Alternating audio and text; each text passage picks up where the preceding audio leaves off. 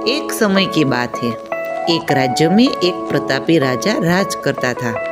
एक दिन उसके दरबार में एक विदेशी आगंतुक आया और उसने राजा को एक सुंदर पत्थर उपहार में दिया। राजा वह पत्थर देखकर बहुत प्रसन्न हुआ। उसने उस पत्थर से भगवान विष्णु की प्रतिमा का निर्माण करने का सोच लिया। उसे राज्य के मंदिर में स्थापित करने का भी निर्णय लिया और प्रतिमा निर्माण का कार्य राज्य के महामंत्री को सौंप दिया। महामंत्री गांव के सर्वश्रेष्ठ मूर्तिकार के पास गया और उसे वह पत्थर देते हुए बोला, महाराज, मंदिर में भगवान विष्णु की प्रतिमा स्थापित करना चाहते हैं। 7 दिन के भीतर इस पत्थर से भगवान विष्णु की प्रतिमा तैयार कर राजमहल में पहुंचा देना। इसके लिए तुम्हें 50 स्वर्ण मुद्राएं दी जाएगी। 50 स्वर्ण मुद्राओं की बात सुनकर मूर्तिकार खुश हो गया और महामंत्री के जाने के उपरांत प्रतिमा का निर्माण कार्य चालू किया।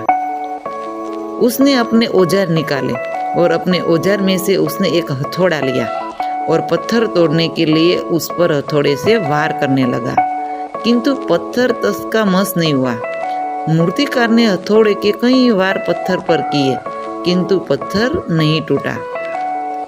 50 बार प्रयास करने के उपरांत मूर्तिकार ने अंतिम बार प्रयास करने के उद्देश्य से हथौड़ा उठाया, किंतु यह सोचकर हथौड़े पर प्रहार करने के पूर्व ही उसने हाथ खींच लिया कि जब 50 बार वार करने से पत्थर नहीं टूटा तो अब क्या टूटेगा।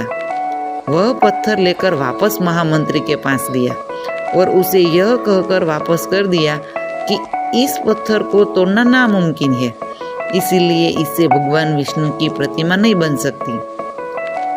महामंत्री को राजा का आदेश हर स्थिति में पूर्ण करना था, इसीलिए उसने भगवान विष्णु की प्रतिमा निर्मित करने का कार्य गांव के एक साधारण से मूर्तिकार को सौंप दिया। पत्थर लेकर मूर्तिकार ने महामंत्री के सामने ही उस पर हथौड़े से प्रहार किया और वह पत्थर एक बार में ही टूट गया। पत्थर टूटने के बाद मूर्तिकार प्रतिमा बनाने में जुट गया।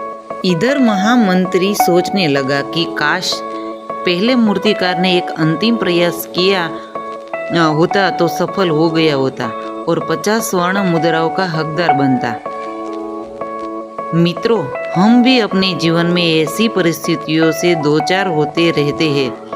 कई बार किसी कार्य को करने के पूर्व या किसी समस्या के सामने आने पर उसका निराकरण करने के पूर्व ही हमारा आत्मविश्वास डगमगा जाता है और हम प्रयास किए बिना ही हार मान लेते हैं। कई बार हम 1-2 प्रयास में असफलता मिलने पर आगे प्रयास करना छोड़ देते हैं, जबकि हो सकता है कि कुछ प्रयास और करने पर कार्य पूर्ण हो जाता या समस्या का समाधान हो जाता।